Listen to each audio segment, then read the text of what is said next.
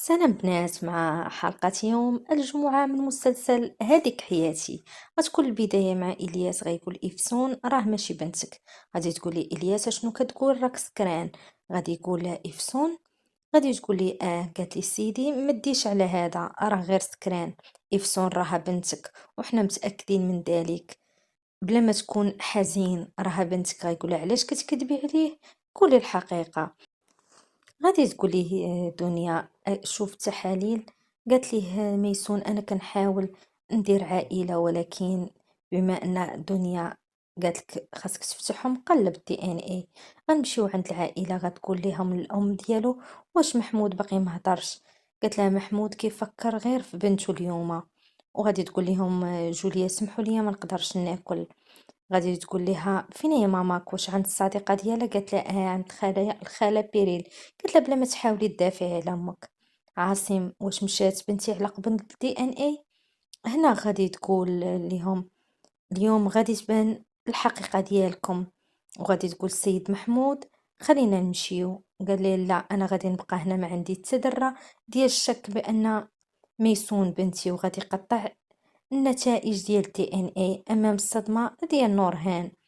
وغادي تقولي شنو درتي؟ قال انا ما كنحتاجش الاختبار، انتي بنتي وانا عارف مني شفتك عرفتك نيشان، وكنعتذر على اللي دارت عمتك. غتقولها شوفي راه كيقول لك بنتي. وهنا غادي تفتح الاختبار وغادي تقول لها ميسونياك ايجابي. مع الاسف انتي عمتي. وغتقول لها بواحد الطريقه خايبه. وغتكون نورهان فرحانه وفي نفس الوقت مصدومه. غادي تمشي دنيا وغادي يتبعها انيس. وهنا غادي يلقى بهار خارجة. قالت ليه قال لها شنو واقع لك؟ قالت لي هادشي ما تمنيتوش يوقع في هاد الليلة. غادي تقول لي ياك هادشي وقع على قبل الفلوس بابا؟ قالت لي قال لها قالت ليه بلا ما تحزن سيدي، راه كنا معصبين ولكن اللي وقع وقع الحمد لله.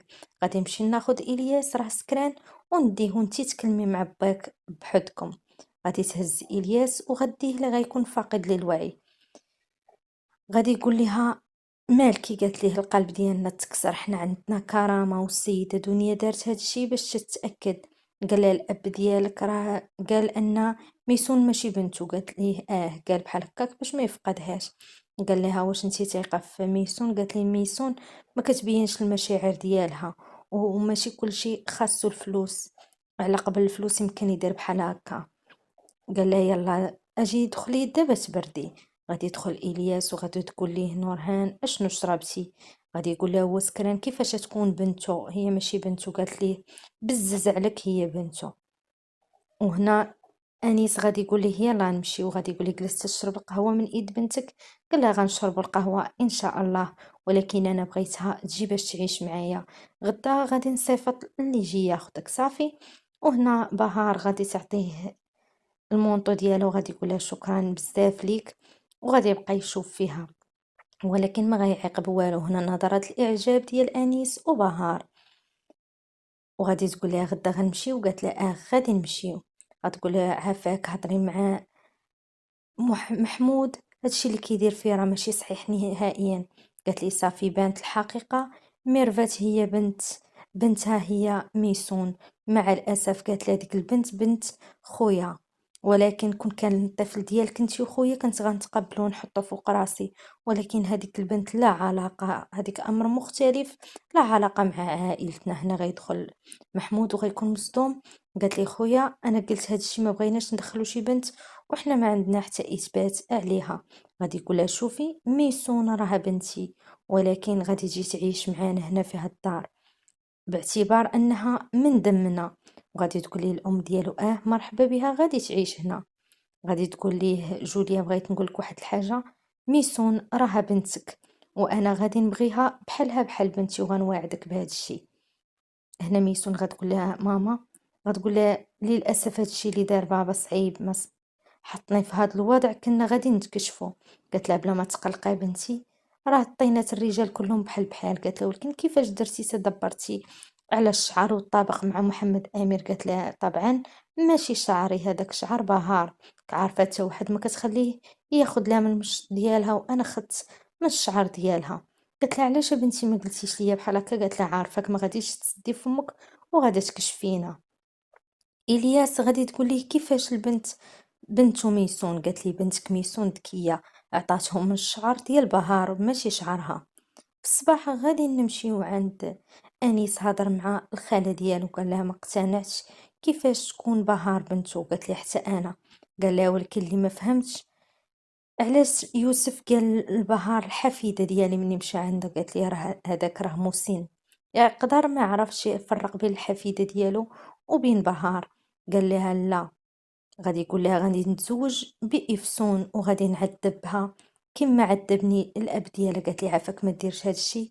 قال لها في الاساس غنتزوجها فتره قصيره وغادي ناخذ الثروه ديالو كامله، بعد عامين غادي يكون بلا ثروه، رجل تعيس محمود وغيكون مفلس، وانا الحمد لله ما غنضطرش نادي بهار لان ديك البنت ظريفه بزاف.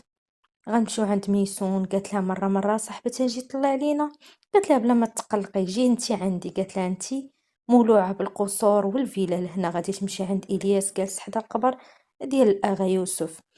قال لها يلا راه شويه وغادي نجيو يديونا. قال لها انا غنبقى هنا نورهان، ما يمكنش ليا نتحرك من هنا، ما كاين حتى بلاصه نمشي لها. قالت لي الياس واش بديتي تفقد العقل ديالك؟ اذا هضرتي هاد الهضره قدام محمود امير اشنو غندير؟ قال انا ما يمكنش ليا نخليه.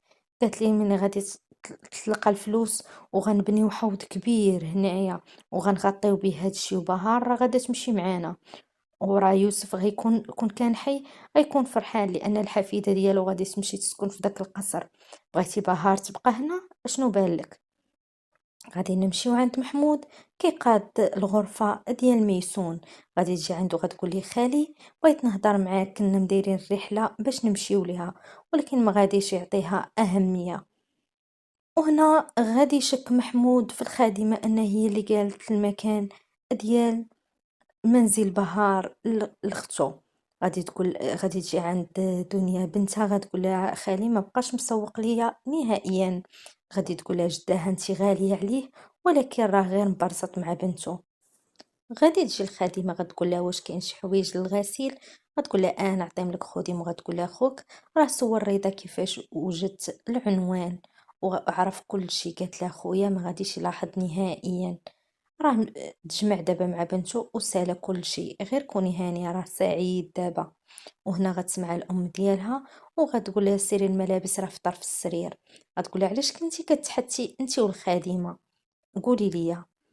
غادي نمشيو عند نورهان اللي كتسلم على الجيران، قالت لهم اليوم ما بقيت نحط يديا في المسخون، ما بقيت ندير حتى حاجه، سالات المعاناه ديالي. وغادي تقول لها بهار علاش باغا جيتي هنايا؟ غادي تقول لها صافي سالينا من هادو سامحونا وانا سامحتكم. انا غادي يجي السائق يقول لها غادي تمشي ميسون صافي. غتقول لها شنو كتقول؟ بعد مني، هاد البيت راه تاع بنتي وغادي نمشيو حنا كاملين معاه.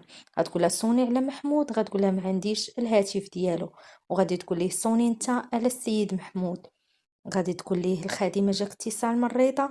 غتقولي السلام سي محمود انا نورهان، قالت لي كاين شي سوء تفاهم، راه قلتي ليهم يجيبوا ميسون صافي.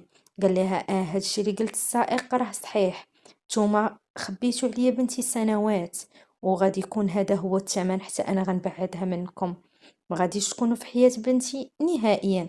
قالت لها شنو كتقول سيدي محمود؟ ما يمكنش، انا ما نستطيع ما نقدرش نعيش بلا ميسون. غتقول لها شوفي ما يمكنش تركبي في هاد الطوموبيل. غتقول لها ماما عافاك تهدني. غتقول لها ماما عافاك اجيت حاجه ما تشغل بالك، وقدام الجيران ما غاديش ترضى نورهان، غادي تمشي ميسون وغيبداو يضحكوا عليها. غتقول لها راه الاغنياء ماشي بحالنا، ما كيقبلوش بالفقراء يسكنوا معاهم. ميسون غادي تمشي وغادي تبان الايمن، غادي يقول لها شنو واقع هنايا؟ غتقول ليه اختي راه مشات. غادي تمشي بهار الخدمه، غتقول لها ميسون مشات وماما مبرزطه بزاف، كانت باغا تمشي تسكن معاها وراها حزينه عليها، رباتها 21 عام ومازال ما استوعباتش انها غادي تمشي وتخليها. قالت لها كظني ان ماما كتبغي افسون اكثر مني؟